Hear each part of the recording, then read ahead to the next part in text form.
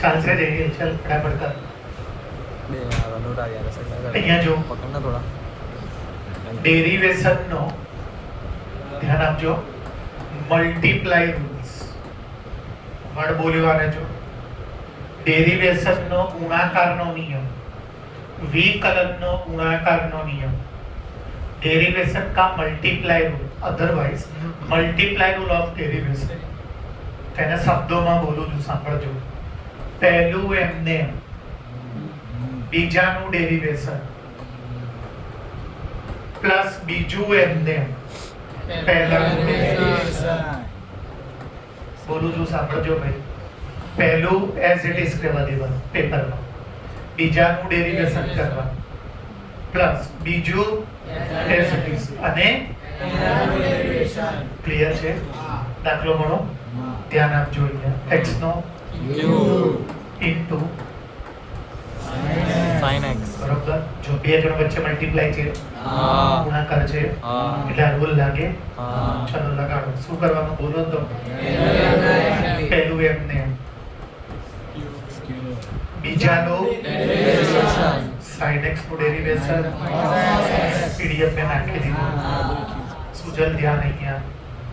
sin x નું derivation cos x plus બોલો બીજું અને હવે કોનું ડેરિવેશન કરવું તો જે પાવર છે જેટલી પાવર છે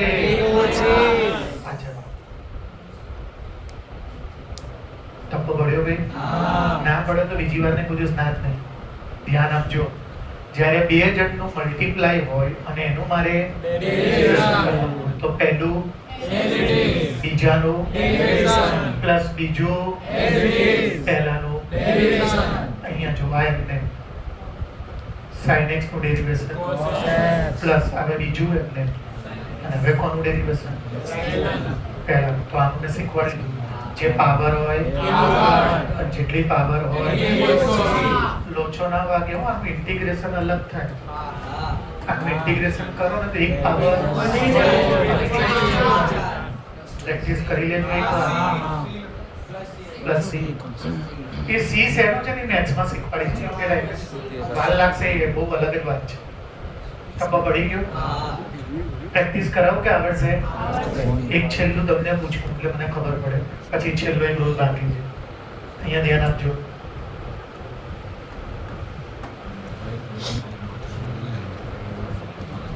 બતાનો ડેરિવેશન પડે તો x into y ચલો બોલો x as it is પહેલું as it is પહેલા 5 ને 12 મોકલી દો ચલો છે હવે પહેલું as it is હવે y નું ડેરિવેશન કોનાથી કરવાનું તેને કહેવાય dy upon dx જો પહેલું એમને બીજાનું ડેરિવેશન પ્લસ બીજું એમને હવે પહેલાનું x નું ડેરિવેશન જ્યારે x થી કરો ચલો 5 ના x ના dy by dx ના y બનશે અચ્છા તો આને કહેવાય મલ્ટીપ્લાય રૂલ ઓફ આનું સૂત્ર છે જે બુકમાં આપેલું બધી બુકમાં સૂત્ર આપ્યું સિમ્પલ વર્ડમાં યાદ રાખવાનું કે પહેલું એમને રાખવાનું પ્લસ કરીને હવે વેટર ડિવાઇડ વાળો બી રૂલ હોય ડેરિવેશન નો ડિવાઇડ બી હોય તો હવે ડિવાઇડ રૂલ પહેલી વાર બોલું તો સાંભળજો વચ્ચે ના બોલતા શાંતિથી પહેલા સાંભળજો પેજ ઇન્સર્ટ કરીને અહીંયા લખી દો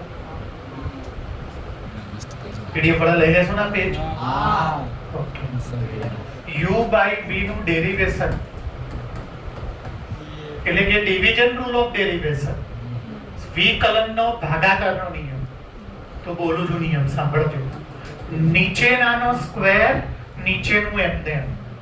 અલગ જ જાતનું છે તમે વિચાર્યું એના કરતા નીચેનાનો સ્ક્વેર નીચેનું એમને ઉપરનાનું ડેરિવેશન માઈનસ ઉપરનું એમને નીચેનાનું ડેરિવેશન આ સૂત્ર છે જમીન ધ્યાન આપજે બરોબર નીચેનાનો સ્ક્વેર નીચેનું ઉપરનાનું માઈનસ ઉપરનું નીચેનાનું વર્ડ ઇમ્પોર્ટન્ટ છે નીચેનાનો નીચેનું એઝ ઇટ ઇઝ નીચે વાળા કઈ નહીં કરવાનું ઉપરનું પછી ઉપરવાળું નીચે વાળાનું ચલાવજો એ જ ક્વેશ્ચન લઉં કે જે મેં પહેલો લીધો હતો શું છે વાંચો તો હવે ready by x cube by sin x આગળ લખી દો ડિવાઇડ x ચલો શીખવાડો શું જે બોલો તો નીચે વાળાનો સ્ક્વેર Sin square x. એટલે કે sin square x નીચે વાળું Sin x. sin x પછી બોલો તો d by dx. જો ઉપર વાળાનું ડેરિવેશન પછી ઉપરવાળું પછી d by dx ટપ્પો પડે છે એકલો જ ભણો છું sin square x ના sin x ના into જે પાવર છે જેટલી પાવર છે પછી અને sin x ડેરિવેશન કશું ક્યાંય કઈ નહીં કરવાનું નીચે ઉપર કઈ નહીં ક્યાંય જ નહીં મેથ્સમાં આવશે ડીપમાં ત્યારે કહીશ નહીં ભાઈ મેથ્સમાં 80% એટલે કઈ થશે બી નહીં પણ 20%માં થશે એ એક બેઝિક નિયમ છે જે કોમન નીકળતું હોય કાઢવાનું સાઈન અપ કોસ આવે તો બ્રેક કરી દેવાનું એ બધું પણ ફિઝિક્સમાં એટલું બધું ડીપમાં ના ડિવાઇડ રૂલ સમજ્યા તમે જો ડિવાઇડ રૂલ બોલું છું નીચેનાનો નીચેનું ઉપરનાનું પછી ઉપરનું અને આખું હજી આપણે કરીએ ધ્યાન આપજો બરાબર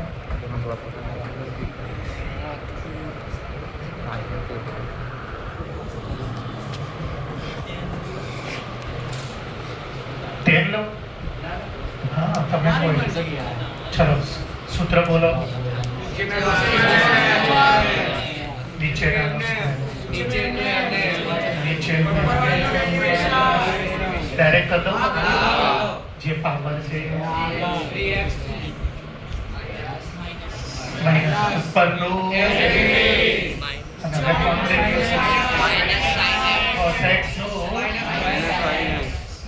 અને છેલ્લું સ્ટેપ cos સ્ક્વેર ના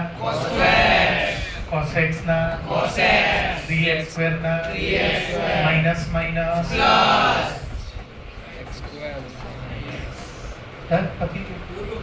તમારે કોમન કાઢવું તો કાઢાય શું કોમન નીકળે કે ફાયદો નહીં કરે નીચે ઉડતું તો છે ઉડતું હોય ને તો કોમન કાઢી નાખો શું કરવું જવાબ આવી ગયો રિપીટ કરીશું અને ટપ્પો ના પડે તો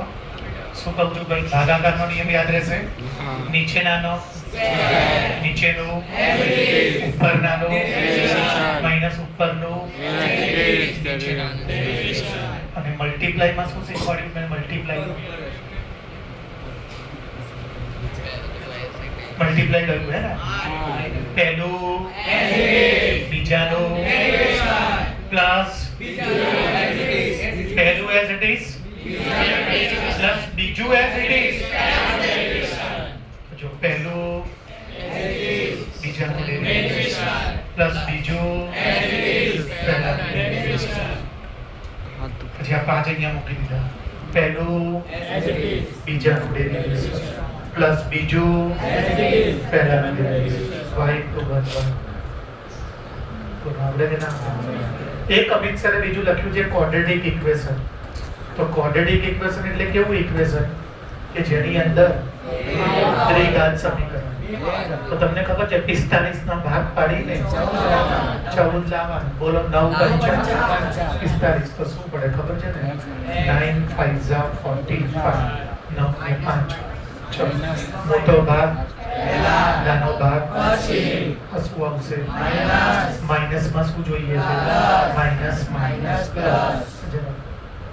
હવે માની લો કે સ્કૂલના સાહેબ કંઈક એવું હરામી પણ ના કરે મેથ્સમાં કરશે ફિઝિક્સમાં ના કરે 45 ના ભાગ પડીને 13 તો આને શ્રીધર આચાર્ય કરવું x² ની આગળ વાળું x ની આગળ વાળું બાકી જે બચ્યું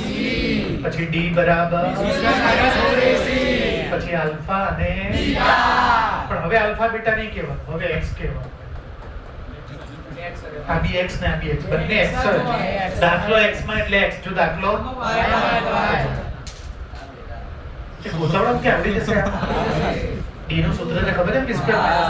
alpha is equal to minus b plus root d upon 2 અને beta is equal to minus root d minus 2 sorry minus b minus root d upon 2. પહેલા તો ભાગ જ પાડવાના, પણ જો ભાગ ના પડે તો શ્રીધર આચાર્ય કરો. આખું હવે તમે કહો એટલે સરોજ મેમ પેપર ચાલુ કરાવડાવશે. બ્રેક લેવું હોય